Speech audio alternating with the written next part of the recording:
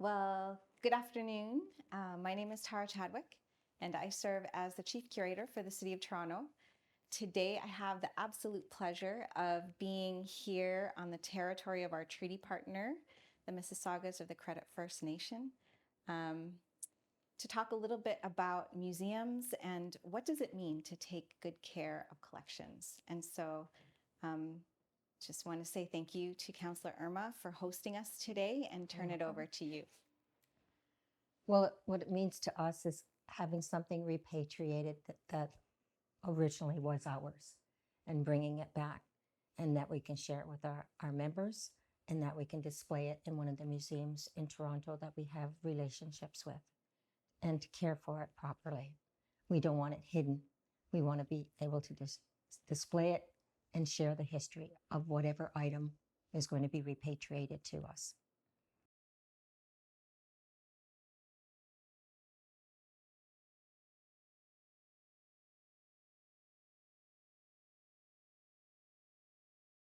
So welcome everyone.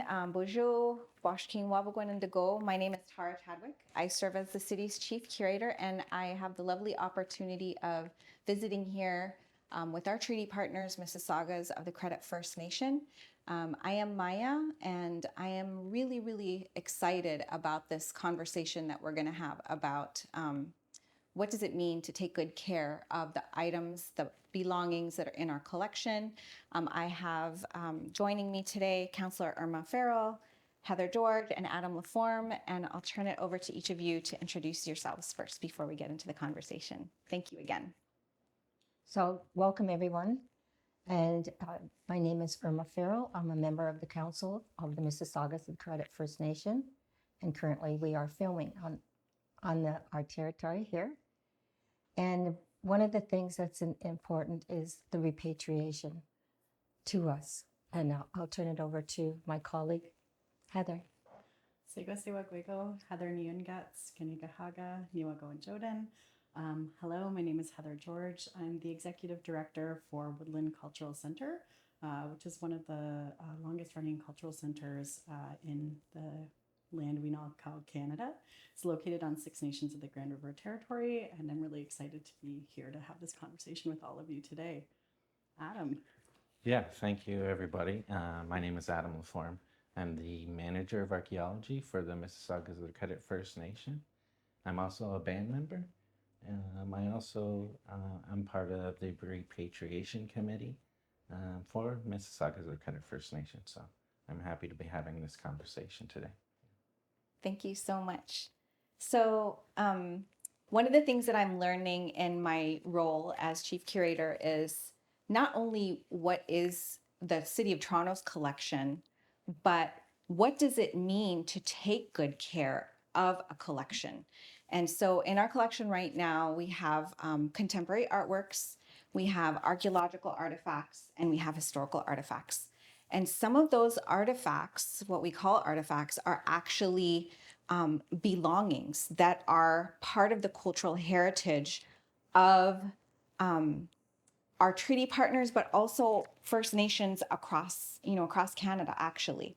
And so in museums, there's been a way of looking at these objects as though they're disconnected from our communities. And so what I'm asking is, are there some ways that we should start to think about these objects more as belongings? And do you have perspectives that you can share with us about how can we take better care of those items and even identify items that might not already be identified? Maybe nobody even knew that was a pipe bag, or that was a tobacco bag, rather than just a beaded pouch that doesn't have a connection to community. And any of you guys can jump in. I whatever you guys want to share. You want to go ahead and start? Oh, sure. You're the professional. Oh my gosh. No pressure. So I think one of the things that I've seen through my work in the sector and my work with Woodland and work with community is that these belongings, and Erma, you can speak to this so beautifully, but the stories and connections to our nations and our communities and our families is so important. And what often happens in museum collections, and we were chatting about this a bit earlier before the recording, is that the museums don't actually know what they have in their collections. They don't know the community it comes from. They're reaching out to us often in the process of either trying to find that, or because they're deaccessioning, they're removing those belongings from their collection. And there's a real pressure on our communities and our nations to do this extra legwork, this heavy lift of the research and of reestablishing those relationships. And so something that I'm always trying to advocate for is that not just for our own nations, but also for non-Indigenous organizations, that they have better funding to do all of that background work. But I really think that you speak so beautifully to how these are connected to our communities. So I don't know if you wanted to share a bit about that. Well, I will share what some of the items that we're trying to repatriate, and one of them is Peter Jones' medicine pouch.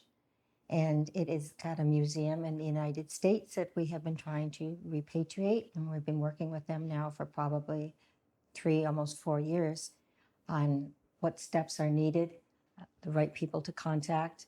And we have people in our membership who are willing to go down and do ceremony and bring it back, whether they fly down or drive down. And it's bringing it back because it started here. It is part of our chief's belongings, and it's important that it come home. And it's important that we do proper ceremony wherever we house it. We have relationships with museums in Toronto, and I'm sure by reaching out to any one of them that they would be happy to display it. We have a historian here, which is Darren Wabenga, who knows all of the research that he has completed has been documented on Peter Jones. We rely on other professors like Donald B. Smith, who wrote the book Sacred Feathers, and there's a lot of Peter Jones history in there and mention of different belongings, and which we now refer to as artifacts, and that goes to his traditional dress, his coat, and we know another organization in the United States has about 28 to 30 items that originally belonged to Peter Jones, and we know the story behind it and why they ended up there. And again, it's connecting with the right people in order to say it's time for those items to come home. Yeah, and I think from a collections management standpoint, I see a real opportunity for First Nations here. There's a lot of, I think, museums who are looking to like you said, decommission artifacts, but also that are just closing down and are looking to find a home for those collections. And at the same time, First Nations are now saying, we would like our items back. So there is opportunity there for us to step in and be those protectors and holders of those items. And I think we know the stories of our nations best, right? And part of our sovereignty is that right under the United Nations Declaration on the Rights of Indigenous Peoples to care for our belongings, and also to be determining what stories we're telling and what stories we're keeping for our own communities and our own nations. Right. I think that's an important part too. And, like even making that jump between, the role as a caretaker of a collection or, ancestral items, belongings that happen, now to be what we call a collection, and how we interpret those or tell those stories. And I think it's becoming more and more apparent that there's no way that someone disconnected from a community can tell the story of an item from a community, right? And so I think more and more, I think we'll begin to see museums realize that it's important as museum professionals for us to connect with communities so that then those communities can help figure out which stories are told, which belongings are included in public display, and like what you were sharing with me last time, which which items need to be returned to communities and possibly returned to the earth. Yeah, absolutely. And from an archaeology standpoint, right, for a long time, until very recently, ancestors' remains were treated like artifacts. They were stored like artifacts, they're collected like artifacts, and they weren't afforded um, the respect and dignity that they should have. And we're just now um, trying to track down ancestors so that we can do that.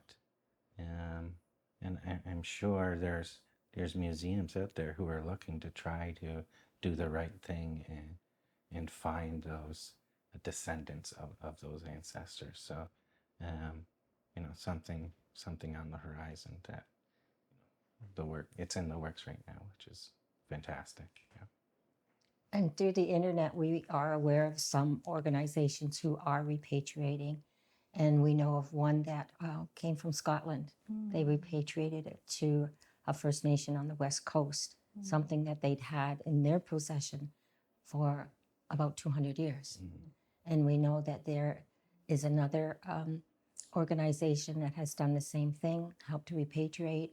I had the privilege of working on a committee with Toronto, led by the Spadina Museum administrator, Alexandra Kim, and she worked with a group of us to tell her, how can we provide a better presentation of any artifacts that are in museums in Toronto? How can we take away that, basically what is known as,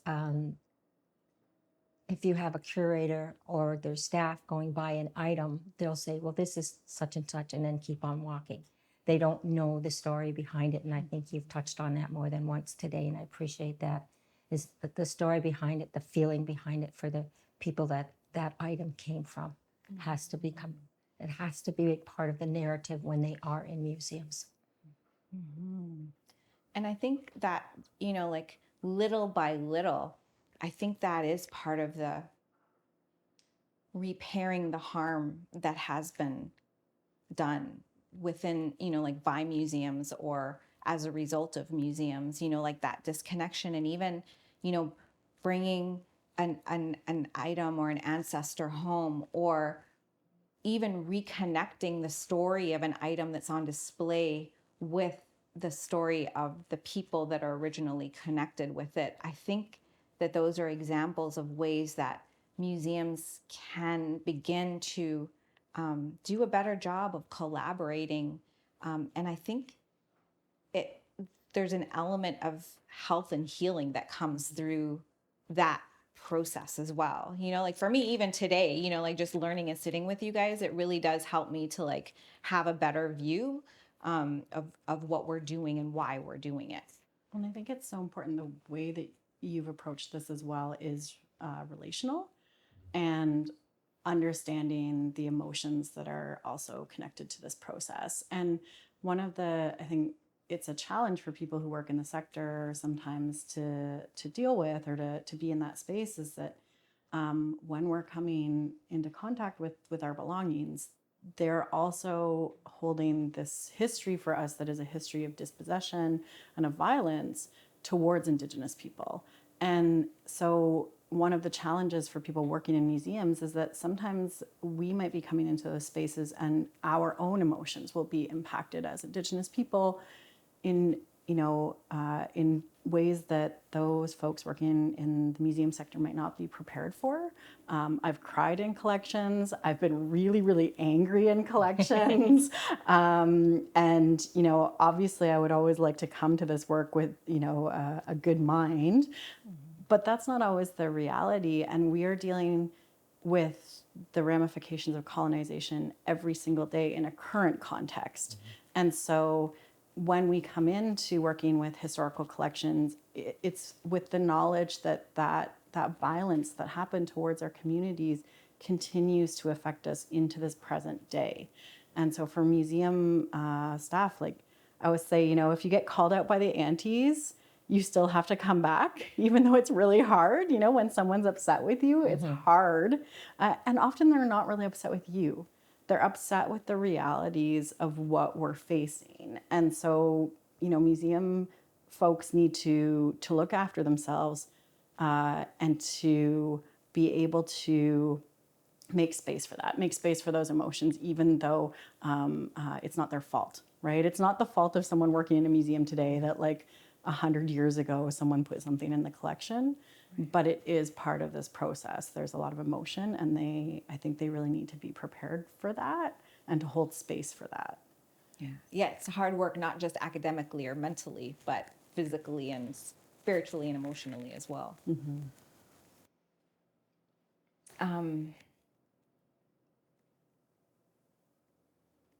Adam, do you have anything to add to that? You work in archaeology, so I guess we could. There's a bit of a disconnect as well as far as artifacts and where they came from, and what context these artifacts came from, and where they belong. Right. Some artifacts would just came from a hunting or camping site, right? And those are fine. But then other artifacts, especially those artifacts that were maybe unearthed in the 60s and 70s, they came from a burial context, because that's what people were interested in. And they didn't just, you know, they took ancestors from them. They took skulls and anything that they found interesting, right? Conversation pieces is basically what it boiled down to. They were looted for the most interesting items. And so in some of the museums, I think it's, okay, where did these items came from? Did they come from a burial context? And if so, then they probably shouldn't be looked at or seen anymore, right? They belong in the earth with the individual they were buried with, if that's ever possible. But in many cases, it's not. But I think the next best thing would be that it goes back to the nation, the First Nation that individual belonged to. And we've had someone reach out to our nation as far as something that was either their fathers or their grandfathers, and they want to know the steps on how to repatriate it to the family.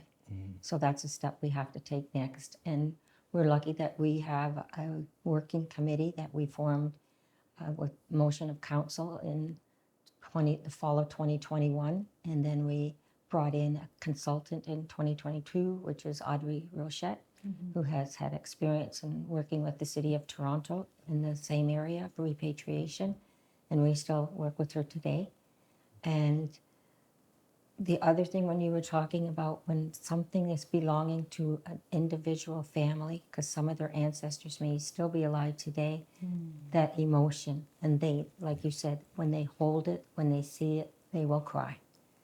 And so, and again, it's some of the things that you have repatriated back to your museum are the false faces, right? Hadouis. Yeah. And I remember a story from the 1980s where a museum from the US was probably, I won't say the name, but a museum from the US contacted the Woodland Cultural Center and said, there's something going on here, and we have these masks, and how do we care for them? And staff at the museum said, you have to feed them.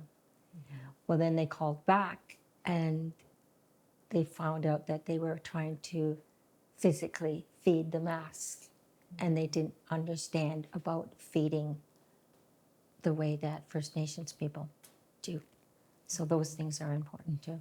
And again, it's not the staff that are working there, it's because they haven't been trained, and they should have partnerships with First Nations people to fully understand what this item is, what did it mean to your people, what is the history behind it, and again, some things shouldn't be on display if they're ceremonial. Like, how do you incorporate Indigenous knowledge into care of collections? Because sometimes we don't have the space or the capacity in that moment to bring those belongings home. Right. We still want to be aware that they're there. We still want them to be cared for in a good way. But honestly, museum studies is not going to tell you how to do a ceremony. You might not even be the person who should do the ceremony. And so that needs to be incorporated just as a sort of a base perspective into care of collections, right? Like we talk about relative humidity, we talk about light, we talk about pest management, all of these things. But Indigenous knowledge also has to be one of those protocols or practices when we think about care of collections. Just as important as all the scientific instruments that we might use, we have the cultural instruments that we also need to be aware of and learn how to be respectfully employed in our policy. It's amazing. What are some of the ways that you think museums can help the work that you're doing? You know, like the museum industry or museums as a whole, you know, like what are some of the ways that you wish people would collaborate with you more? You know, the future. What's the ideal future of co-creating, you know, the ideal relationship of the future? Oh my goodness.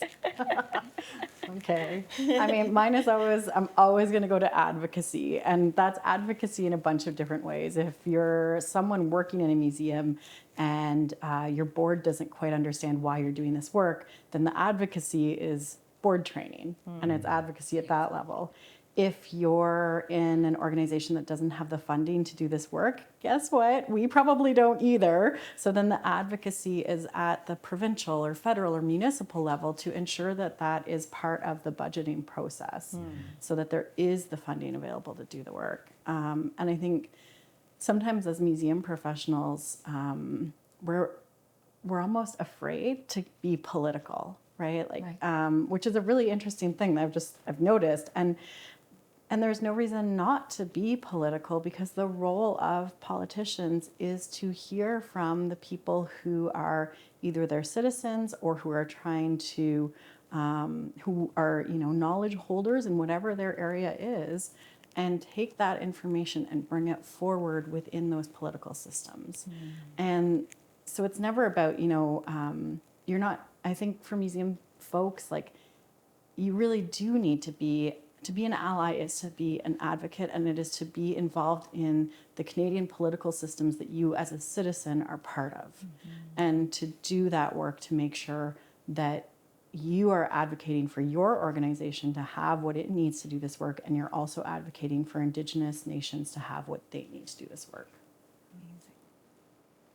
And I think the other thing that where we are right now in our history is I look to the late Senator Sinclair and what he put forward in his calls to action.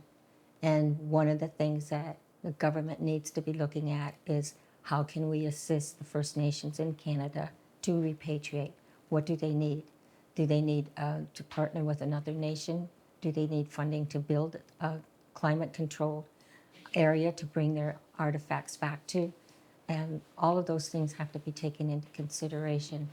And like you said, not everybody will have the land base to build a building that is climate controlled properly.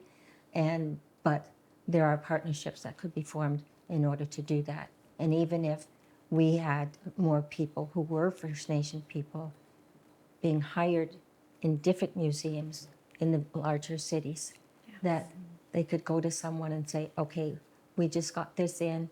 What does it mean to you? Is there anyone in your community who can tell us what this item is and the history behind it? And again, is it ceremonial and can it be shown? That sort of thing. But yes, I always go back to funding. You go back to advocating. I always go back to funding. Where are the dollars going to come from? Do we have enough? Can we borrow the monies and build our own?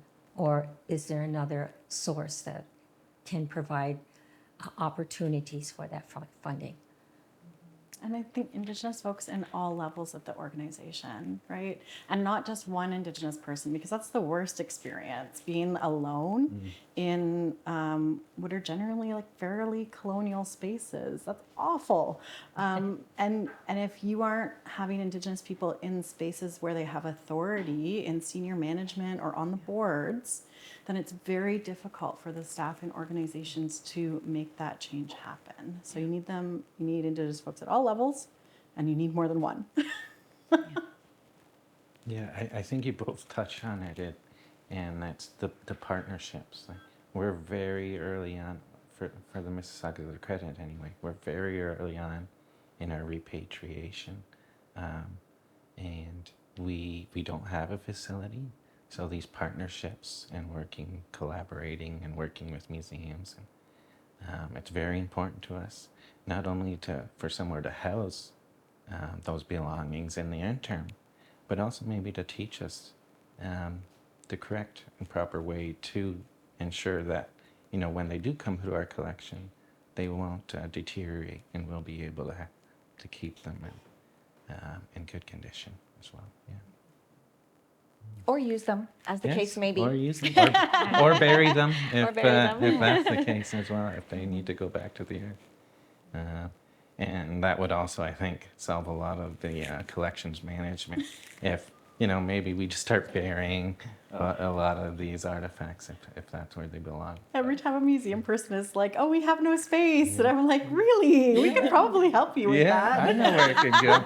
Yeah, You could make room for new belongings and opportunities for workshops and knowledge exchange and all these great things. It's like people get really afraid, like, "Oh, you're going to clear out our collection storage," and I'm like, no, that's never going to happen. Yeah. First of all, but additionally, we can bring new contemporary pieces. We can connect you with artists. Like, there's so much more benefit than there is loss through these processes. I think more than anything, what I'm hearing is we have to be flexible enough and able to consider and be open to changing ideas, to new ideas, to really truly listening, making time and space to listen and find people to exchange information with and perspectives with. And even today has been really, really amazing. If anyone has any final thoughts or something that you didn't get a chance to say that you want to, now is the time. But I just wanted to say, thank you to Mississauga, to the Credit First Nation, thank you to Woodland Cultural Center, thank you to the City of Toronto, and thank you to the Department of Consultation and Accommodation for hosting us today. And thank you to Yuma for Yuma and team. They'll be in the credits. Yeah, when the credits roll. But the other thing too is that people who are not from a First Nation do not understand the emotion that goes with every item, no matter how small it is, right? And if you're just working in a museum and you're from somewhere else and you pick something up and you think, oh, I'll just move it over here, but you don't know what you're moving. And that's most important. What are you touching? You're touching something that belonged to someone somewhere on some First Nation.